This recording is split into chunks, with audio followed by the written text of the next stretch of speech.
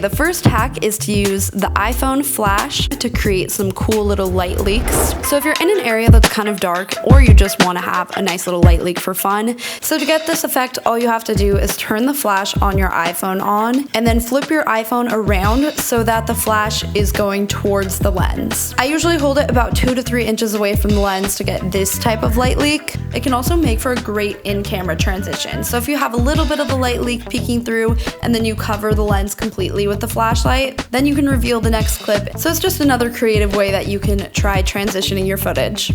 So this next hack is actually specific to the Canon 80D. So this won't work on the 5D Mark IV, but it works on most of the Rebel models, 80D, 60D, all those. So it has this feature where you can actually triple zoom in. So if you're at a sporting event or a wedding and you can't actually get close physically to what you're shooting, you can use this triple zoom effect to get that close shot that you want to get. You just go into the settings and enable the digital zoom, and you can see here you're going to get a much clearer shot when you use this feature versus if you zoom in post-production. However, I would recommend using a tripod for this because it can get very shaky when you're zooming in this much.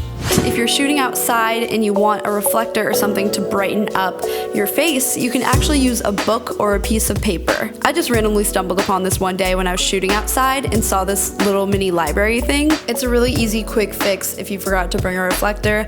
So this was shot in the shade. When you don't use a reflector, it's still a pretty good shot, but when you actually use it, it just brightens everything up. So it's just a different look that you can try out.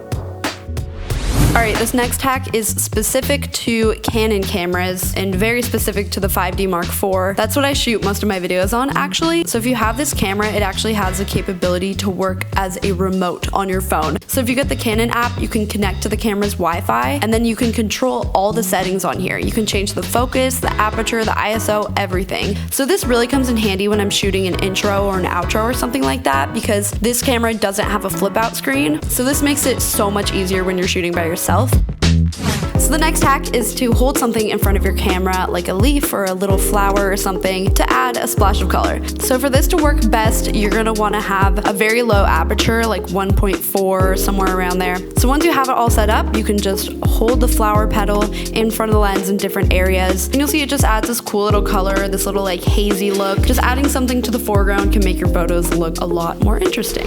Okay, I hope you guys enjoyed this video. Follow me on Instagram at Shelby Church if you wanna see my photos, and tag me in your photos if you ever use any of these tricks and you want me to see it, because anytime you guys tag me in photos, I always try and like it or comment or something. So definitely do that. Give this video a thumbs up if it helped you, and comment below which hack you think was the coolest. I think the book one was, because it was really random and I just kind of thought of it.